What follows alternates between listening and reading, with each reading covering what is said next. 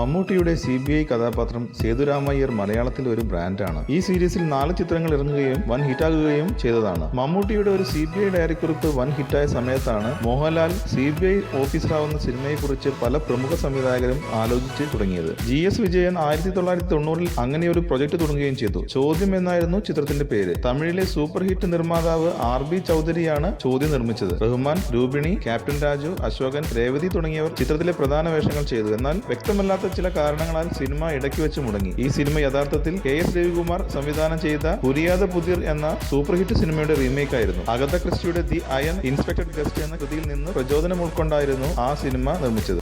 കൂടുതൽ സിനിമാ വാർത്തകൾക്കും വിശേഷങ്ങൾക്കും ഇപ്പോൾ തന്നെ സബ്സ്ക്രൈബ് ചെയ്യൂ മലയാളം ക്രിയേഷൻസ്.